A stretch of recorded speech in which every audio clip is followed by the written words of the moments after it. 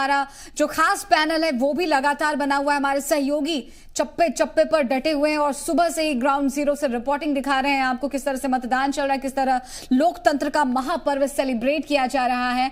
तो हमारे साथ नोएडा स्टूडियो में आनंद झा जी मौजूद हैं और काफी देर से हम आपस में बातचीत कर रहे थे।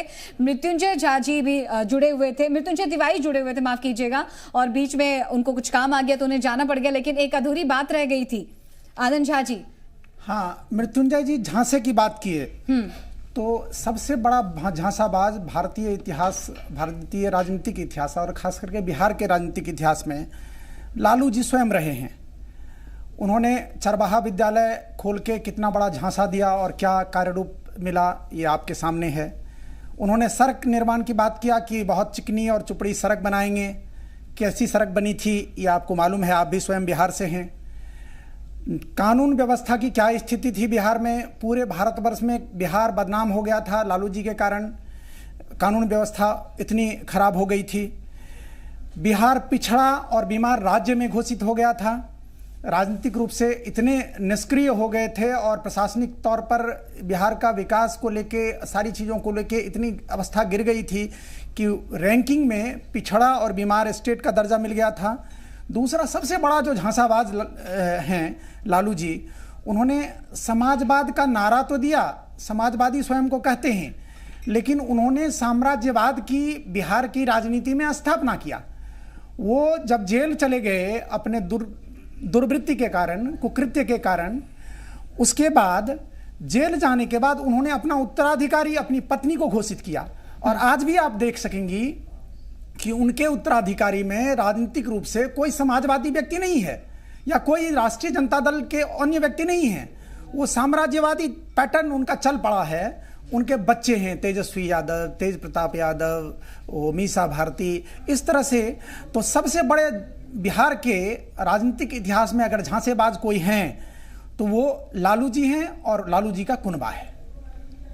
चलिए आनंद झा जी, देखिए ये विडंबना है कि वो अभी फिलहाल इलाजरत हैं, सजा याफ्ता हैं, उसके बाद भी उन्हीं का जिक्र हो रहा है विपक्ष के नाम पर। देखिए सजा याफ्ता हैं, सजा अपने कर्मों के कारण है। हम लोग मतलब सनातन धर्मी जो लोग होते हैं वो कर्म फल के बारे में भी चर्चा करते हैं। तो लालू जी को आज जो मिल रहा है उनका कर्म फल मिल रहा है। उन्होंने यदि समाजवाद के नाम पर, मैं समाजवादी व्यवस्था या हमारी मतलब हम एक साथ थे, भारतीय जनता पार्टी भी उनको एक समय में सपोर्ट किया था, और उस सपोर्ट को लेके अगर जनता के विकास, बिहार के विकास, जन सुविधा की चिंता अगर उनको रहती तो आज ये स्थिति नहीं होती। आज वो क्यों गए जेल? धन संचय के कारण, नियम कानून को ताक पर रखने के कारण, लॉ एंड ऑर्डर को समाप्त करने के कारण, इस कारण से कर्म फल उनको मिला है। और हमारी शुभकामना उनके साथ है, वो स्वस्थ होवे। लेकिन जो लॉ को तोड़ेगा, जो संविधान की बात करता है और संविधान के नियम कानून का पालन नहीं करेगा, उसको दंड मिलना स्वाभाविक। मैंने कुछ पहले भी कहा था। अभी स्टूडियो में मौजूद नहीं है, वहां पर पटना स्टूडियो में, नहीं तो वो कुछ ज्यादा ही तल्खी दिखा देते इस वक्त। चलो इस पर रिएक्शन सीधे हम ले लेते हैं, आपसे लेंगे सर, आनंद झा से हम रिएक्शन लेंगे।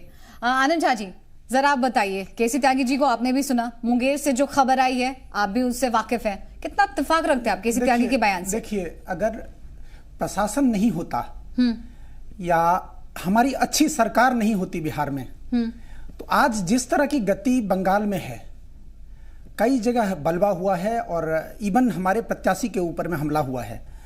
आपको इस तरह की अप्रिय घटना कहीं पे भी नहीं, एक भी उदाहरण नहीं है बिहार में। ये अपने आप में बड़ा संकेत है और संदेश है किस तरह से प्रशासन वहाँ काम कर रहा है और किस तरह से जनता दल यू और भारतीय जनता पार्टी की सरकार नीतीश कुमार जी और माननीय सुशील मोदी जी के नेतृत्व में चल रही है। ये एक बड़ा प्रमाण है।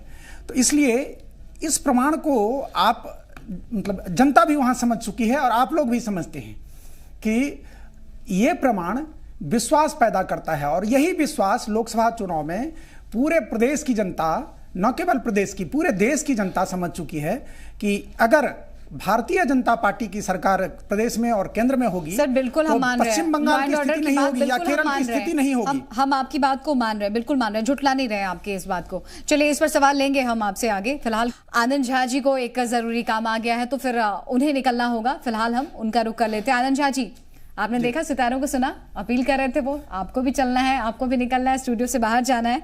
आप चलते चलते क्या अपील करेंगे और जाते जाते क्या कुछ शेयर करना चाहेंगे?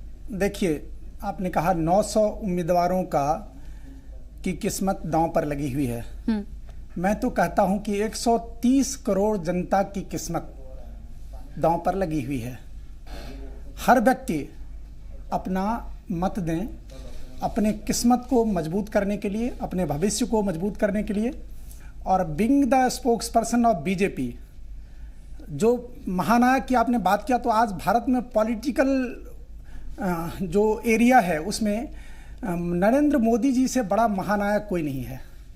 तो मैं अपने कार्यकर्ताओं से भी और देश की जनता से निवेदन करूंगा कि आप सब आएं और अपनी किस्मत, अपने बच्चों का भविष्य, राष्ट्र की मजबूती, देश का विकास, इस सब के लिए मत डालें। मत महत्वपूर्ण है। मैं यही सबसे निवेदन करूंगा। चलिए, बहुत बहुत शुक्रिया आपका आनंद झा जी। और देखते हैं कि इस बार दोबारा से मोदी जी को महानायक बनाया जाता या नहीं जाता। 23 मई का इंतजार करना पड़ेगा। शुक्रिया।